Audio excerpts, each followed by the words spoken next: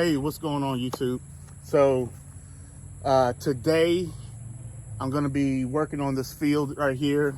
This is an existing clover plot, but I've neglected it for a while, and so I'm kind of revamping it today. But this is going to be like a two-part thing. So what I'm doing today is going to provide me with some instant nutrition, I guess, for the whitetails. But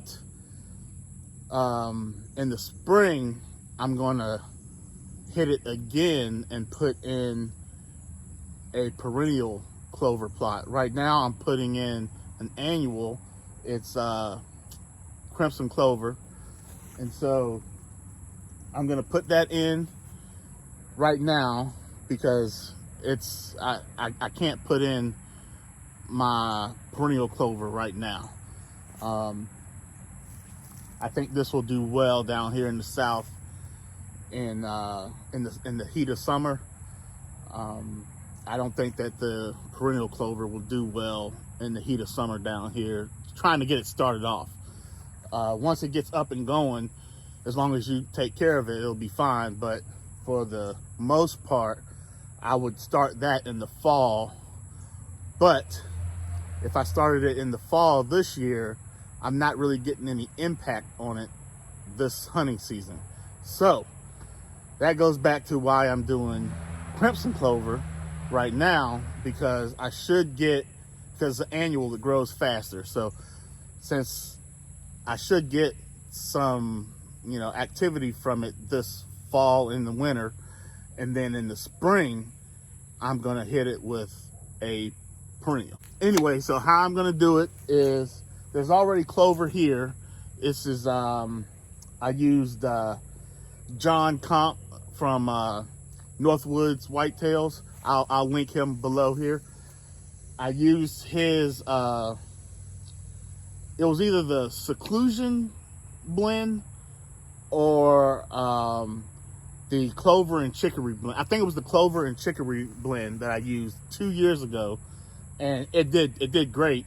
I just didn't take care of it. Okay, so now I'm gonna start taking care of it. I homestead full time now. I don't have a job to go to, so I'll be able to keep up with more stuff around the homestead now. So what I'm gonna do today is I'm gonna spray it with glyphosate, okay? That may kill off some of the clover as well, but I'm okay with that. I'm not worried about that.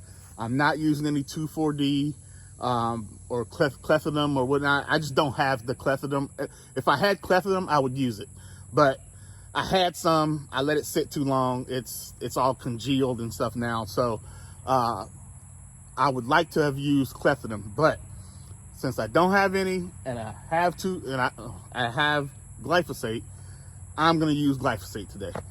And so yesterday I cut this field right here. It was the first day we haven't had rain in a while, so I got out here and I cut this field. I got all the duff off of it, okay? And so my plan is to, I'm gonna actually put down the seed first, okay? So I'm gonna spread the seed out. And then after I spread the seed, I'm going to go ahead and spray the field with the glyphosate. So I got,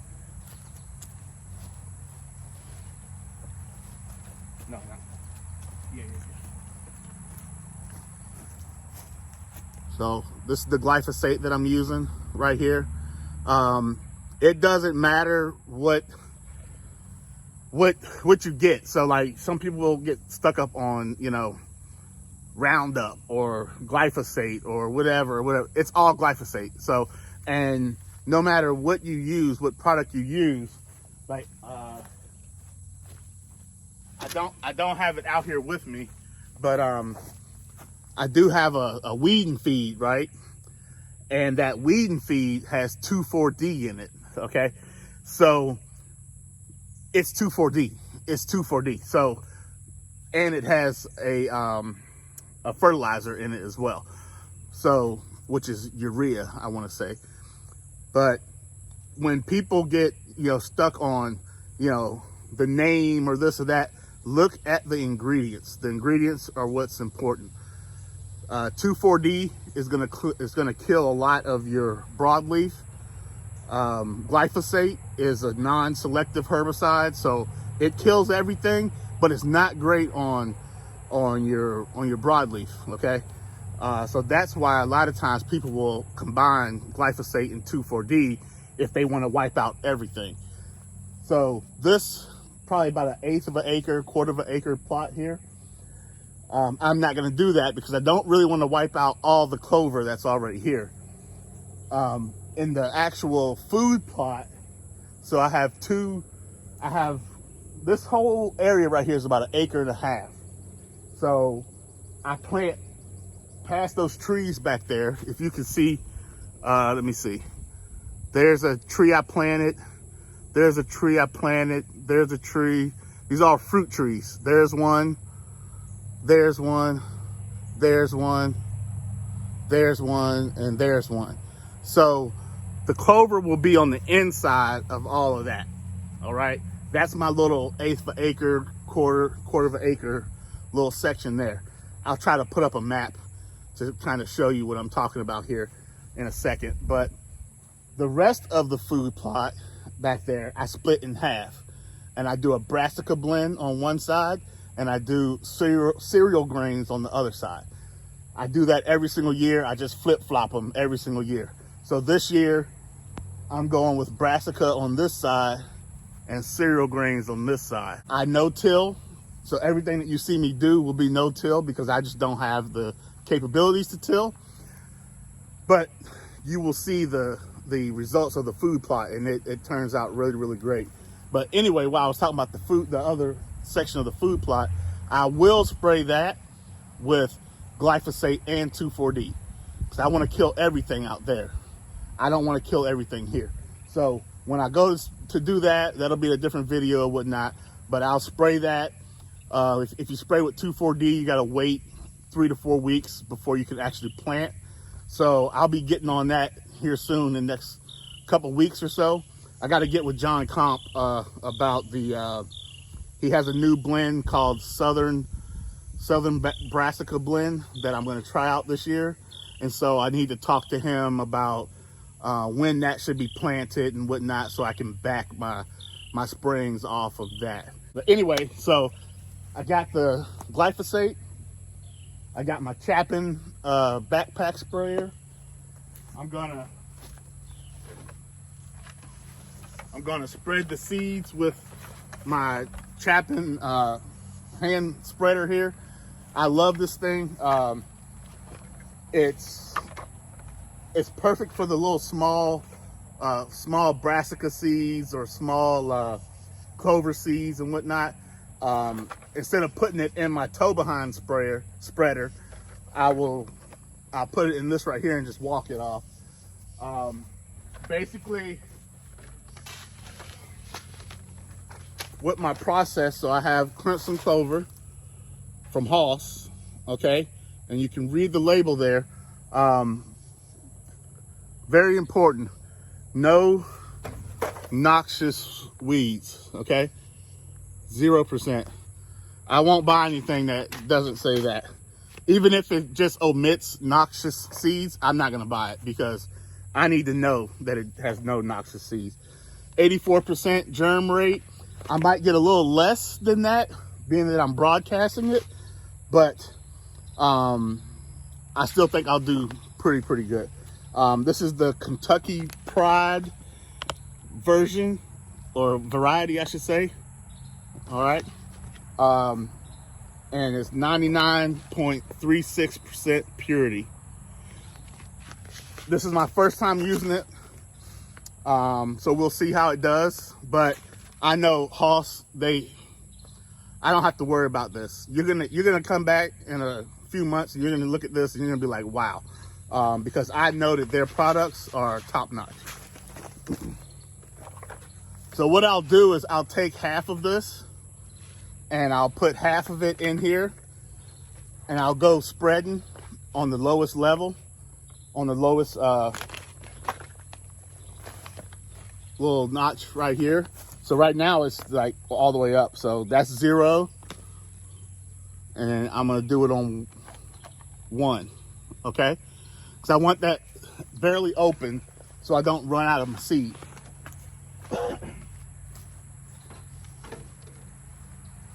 After I spread the seed out, then I'm gonna spray, okay? Once I get done spraying, I'm gonna take my drag harrow with the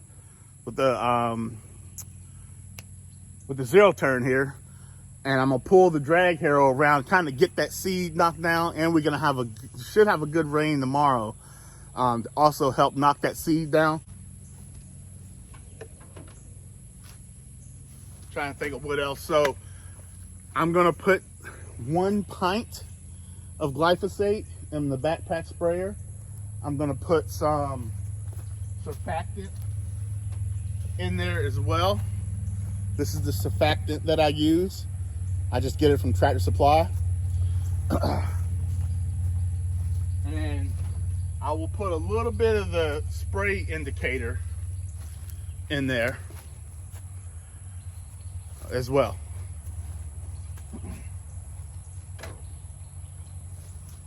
So hang on, and I'll be back once I, get a little break in the action. Switch it up.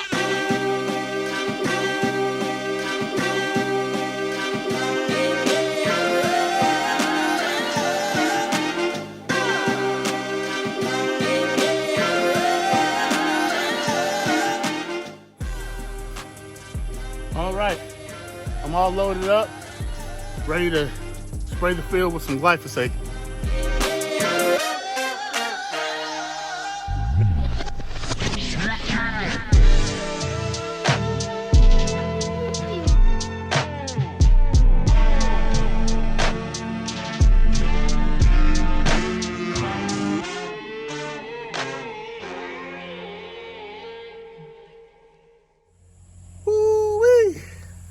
I am drenched. So I got it done. So let me explain something real quick. So I sprayed it first. I could have waited until last to spray it. I could have sprayed it at the end. I just choose to do it that way. I don't feel like it affects the overall end product, okay? Because I've done it both ways. I've done it spraying it at the beginning. I've done it spraying it at the end. I just like to spray it at the beginning. With glyphosate, 30 to 3 hours is how long you need for it to be on the plant before it rains. And me clipping the top. So what I did was, I spread after I, what's it called? After I dragged it with the drag harrow, I like to go get all that duff off the top. Okay, I like it to be nice and clean, like how you see it right now. It's nice and clean out there. I like it like that. There's a couple little pieces. There's a little piece right there. I'll go pick those up by hand. But I like that. I like that blown off of the field. So that way, because I already have a mulch, well, not a mulch, but a thatch layer down here, and I don't want to add to that. So part of me dragging it, because I drag it with the aggressive side with the teeth down, I'm pulling up some of that thatch as well, and I'm letting that seed, get down in this grass and in this clover that's already here.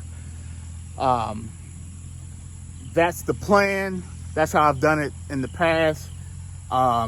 It works. There's so many different ways to do this. This is just the way that I choose to do it. But anyway, I got it sprayed. I got the seed down.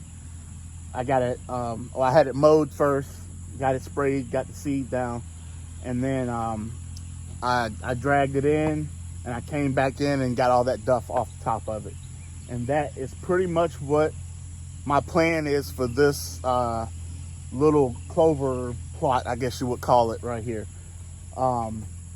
In the spring, I'm gonna come back and frost seed some clover in to the existing clover,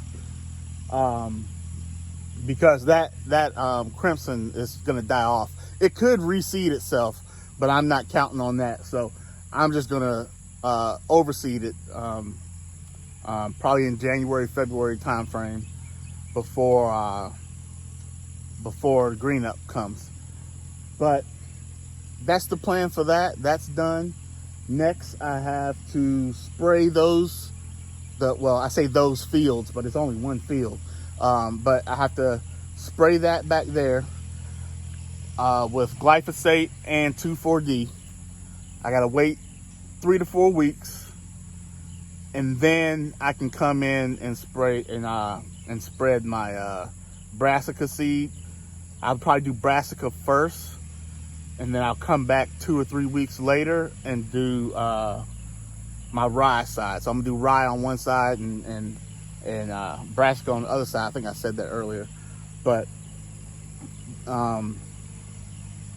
yeah, those two, I never have any issues with them. They come in just fine every time. But I do have to talk to John from Northwoods Whitetails about the time frame on when I need to have that southern brassica blend that they have, when I need to have that broadcasted, like what time frame, so that way I can calculate when I need to do my spraying. Because I'm gonna do one spraying of glyphosate and 2,4-D, and then the day that I plant, I'm also gonna spray glyphosate that day. So some of the grasses and stuff will come back, and I'll hit those again with just glyphosate, because I can plant the same day that I do glyphosate. I can't plant the same day I do 2,4-D, because it will stay in the soil and keep vegetation from growing as well, especially broadleaf. And I'm gonna be planting brassica, so I can't do that. So that's the plan for that. Thank you for watching. Really appreciate it. I'm tired, boss. I'm tired, boss. I don't know if we got any bloopers today, but if we got any bloopers, here they go. Thank y'all for watching. I really appreciate it. Oh. So before you go, I want to talk about a few things. I got a lot of affiliates coming up here soon. Hoss, that's my first, the first company that brought me on as an affiliate. So I definitely feel a special connection with Hoss. You hear me talking about Hoss all the time. I just want you to know that they're an awesome company. If you haven't checked them out yet, man, my shirt's wet. I am drenched, and it ain't raining out here, okay, guys? Hey, there's three types of equity that I always talk about. Well, I don't really always talk about, but whenever I'm talking to people, I do a little consulting as far as gardens and whatnot. And so whenever I'm talking to people about that and they ask me all these questions and whatnot, I always tell them there's 3 types of equity. There's time, because you do spend time, okay? There's money, and that's another type of equity. And there's sweat, okay? So those 3 types of equity, and depending on what route you want to go, you're probably going to use 2 of those, okay? So if you don't want to spend very much money, then you're probably going to spend some time and sweat equity. If you don't want to spend any sweat equity, you're probably going to spend some money and time, or time just by itself, you know? Anyway, I'm gonna get off my soapbox on the sweat equity, but I put in some sweat equity today and some time and not much money. so anyway, dang it, I done went all off. I don't forgot where I was going with this. Hold on. All right, yeah, I was talking about Hoss. Okay, but so Hoss, great company, good people, good.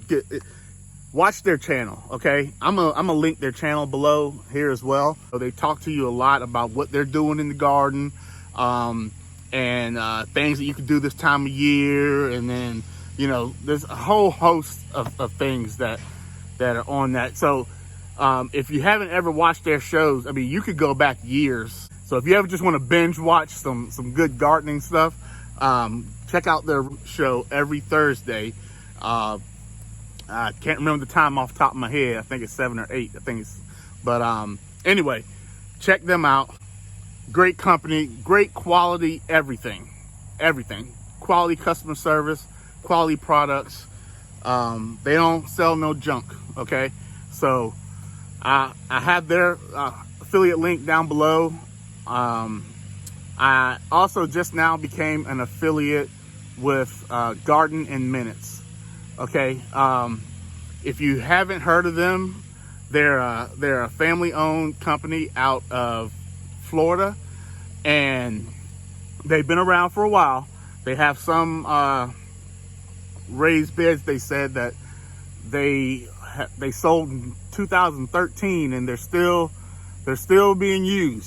So if you're looking for a raised bed that you don't have to replace every 2, 3, 4 years, 5 years, whatever, or keep repairing over and over and over again, Garden in Minutes has these kits. Okay, they have kits that you don't have to think about anything. It comes like your whole garden pretty much can come all together. Raised bed, the grid watering system is fantastic. I mean, you slap it together. I mean, I think it's a minute it takes to put it together. And anyway, so if you're a new gardener, like beginning, and you want to set up like one raised bed, or you want to set up like just a couple raised beds or whatnot, check out Garden in Minutes. They take the hassle out of the learning curve of starting your own garden. All right. They have 2 different heights. I don't have that information on me right now, but I want to say it's 17 inches, and there's a taller one as well. But I'll get all that information. I have all the information. I'm just trying to go off the top of my head right now. So Garden in Minutes. They have all, it's made in America, okay? And y'all know I love me some made in America stuff. And when I say that they use quality materials, they actually go to a whole nother level, so go to their website, check out the About Us on their website. My affiliate link for them is below.